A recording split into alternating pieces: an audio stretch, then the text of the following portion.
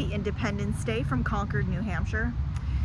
You know, today we debated and went back and forth on what are we going to do today, because honestly, living in New England, there are so many options of how to celebrate the 4th of July, and ultimately we decided against going into crazy traffic because there are going to be millions of people in Boston today, and we really were not up to dealing with those kind of crowds. We've been to Boston like 5 times in the last couple weeks and just weren't in the mood to do that.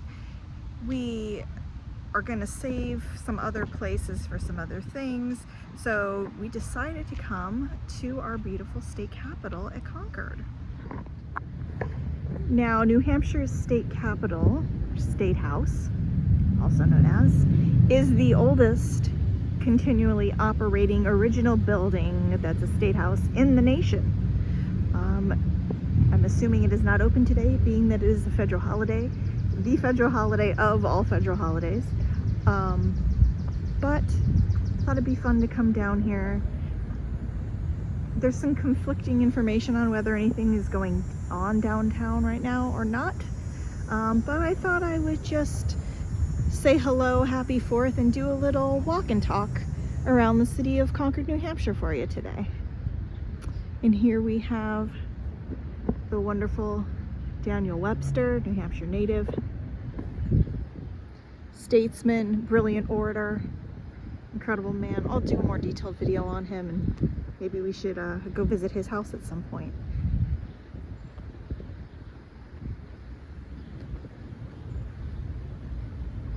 I'll easily come back and do a full tour of the inside of the State House at some point as well. We come here a lot. And like so many other places, and I get excited every time. This was on Lafayette's doorstep. If you go back and watch my George Whitfield Ipswich, Massachusetts video, you'll see that there was a tour stop there. Well, here's one as well. The Marquis de Lafayette came here when he did his full state tour, and he started in New York and went everywhere, saw a lot of people that he hadn't seen in a long time, and wanted to see what the nation that he helped form was looking like at the time. And unfortunately, George Washington had passed on already at that point, but there were others that were still around, and people's children and grandchildren, and a nation to check out and see. So that's pretty cool. It's really quiet here today. Usually it's a lot busier. Of course, it is a Thursday and it is the 4th of July, and I'm sure that people are doing other things, barbecuing, spending time with family and whatnot. But yeah, we're just kind of having a chill day, so. But I still thought I'd bring you guys with me. Concord's nice. When we first moved to New Hampshire, we actually had to live in an extended stay hotel down the street from here.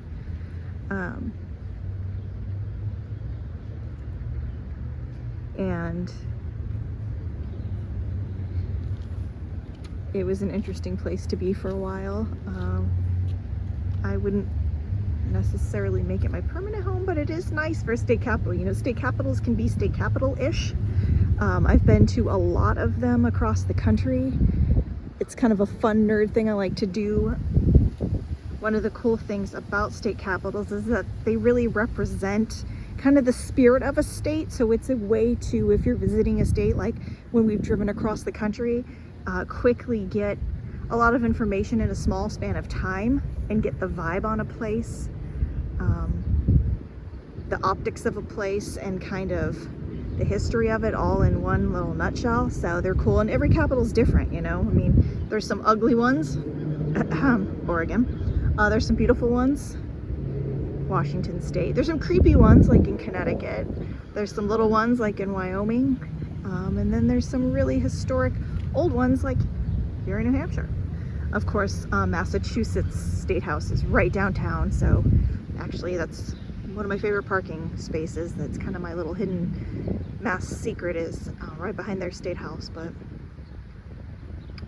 yeah, live free or die. Death is not the worst of all evils. There he is, the man, the man who gave the state our motto at the Battle of Bennington.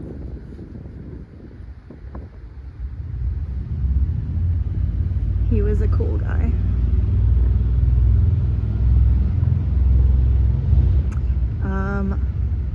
Another thing I should do one of these days, definitely, is take you guys to his burial in Manchester, and it's in a beautiful park. It's really cool. There's a whole memorial there and everything. There's, of course, a few memorials to Mr. Stark all over New Hampshire because he's, like I said, he's kind of our dude.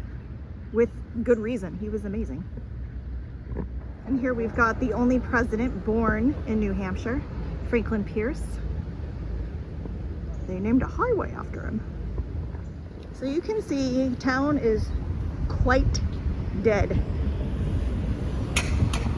Not only nearly dead, it's really most sincerely dead. And it's very hot out. It's like 91 degrees. And humid.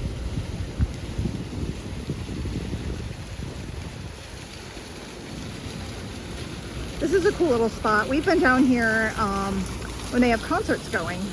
Like a band can set up down there and people hang out here and watch the music. It's pretty fun. There's lots of restaurants and shops down here. Just kind of exploring around. It's a good day to do this actually, to show you guys, because it's not busy at all. And of course, if there is an antique store or a vintage shop anywhere in the vicinity, I will find it and I will go to it and I will like it. So that's kind of what's happening now. This is a great antique store. Again, New England, reusing an old mill to put life into it. But this is a good one. We always tend to find something in it, so I'm sure there'll be treasures. Here we've got the kiss. Did you guys know that these people didn't know each other at all? They actually recreated the photo, was it last year or a couple years ago? But she was a nurse and he was just home and in the moment, and I think he had a few too many, and that's when the iconic picture happened. But yeah, fun little side note.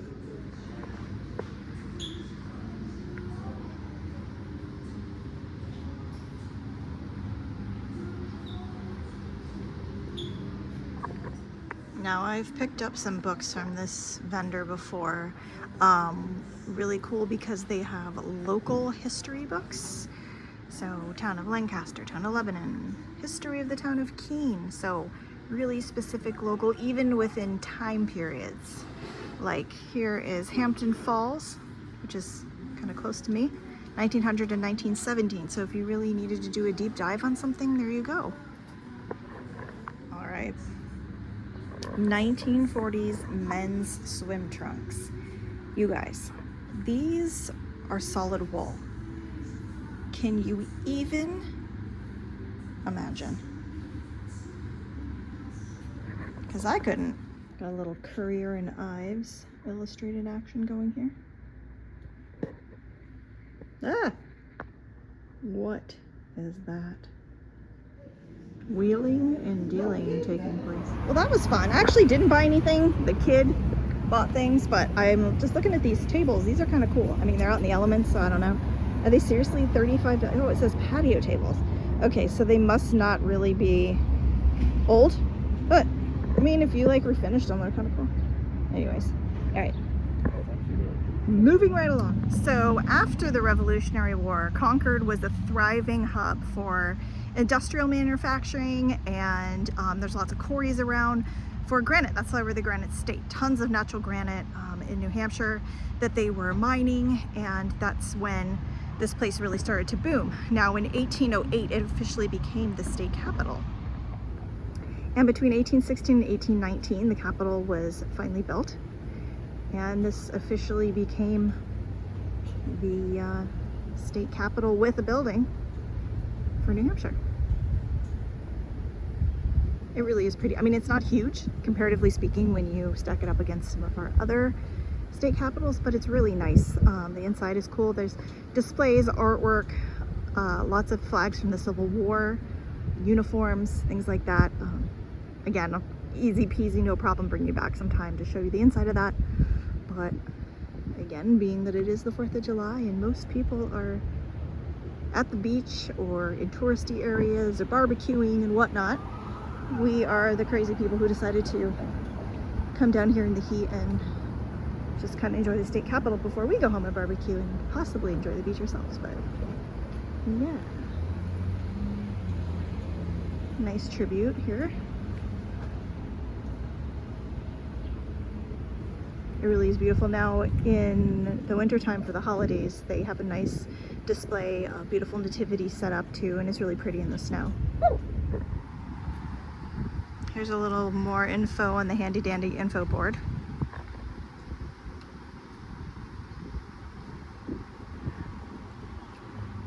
I really do think that this is the most unbusy day I've seen. Coming up in the late summer, they do a big festival down here with lots of street vendors and concerts. They close the road down to pedestrian only, and all the local businesses come out and kind of have a Concord festival time. They do concerts often here and holiday programs, all kinds of things.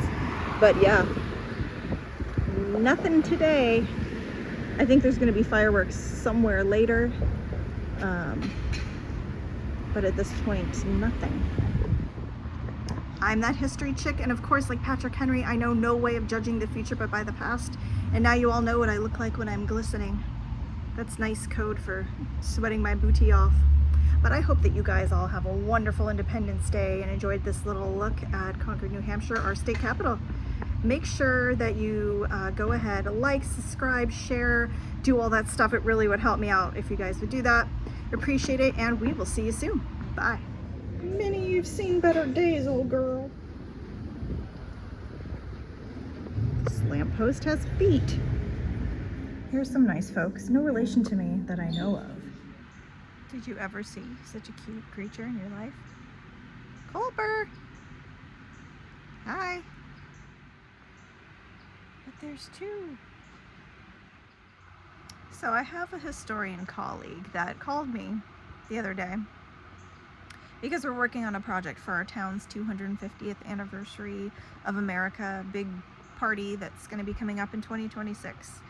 And I'm on a task force that helped him design the logo for the events and for the merchandise and everything that we're going to be doing.